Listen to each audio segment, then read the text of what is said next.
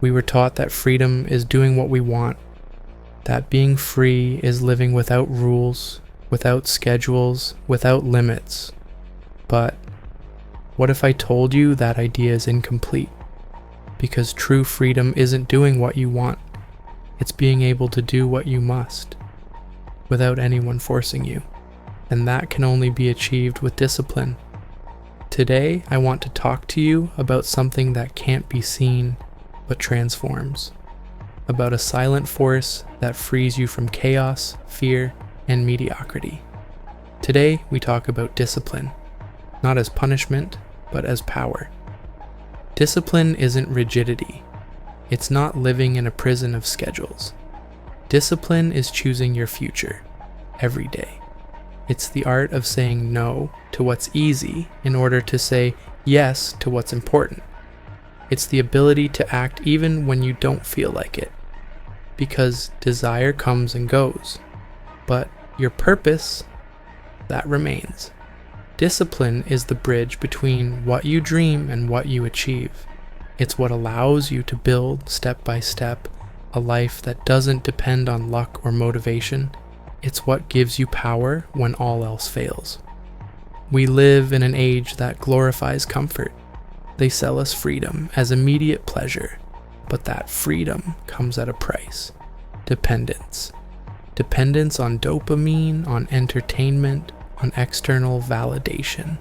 And little by little, we stop being free.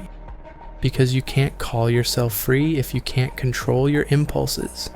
If you can't say no to what distracts you. If you can't stand your ground when no one is looking. False freedom makes you a slave to the moment. Discipline, on the other hand, gives you control. It allows you to choose your path, not react to it. It gives you structure, clarity, focus. And that's real freedom. Many believe that discipline is hard, but in reality, it's the deepest act of self-love. Because when you're disciplined, you're saying to yourself, I respect myself enough to keep my promises. I value myself enough not to sabotage myself. I love myself enough not to settle for less. Discipline isn't to impress others. It's to honor you, to show yourself that you can trust yourself, that you're capable of sustaining yourself, even when no one applauds. Every time you choose what's difficult, you're building character. You're cultivating self-respect.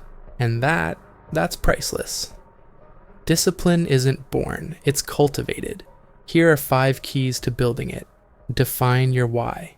Without purpose, no discipline will last. Your why is your anchor. Design your environment. Don't rely solely on willpower. Surround yourself with reminders, eliminate distractions, create spaces that propel you. Start small. You don't need to change your life in a day. You just need to start.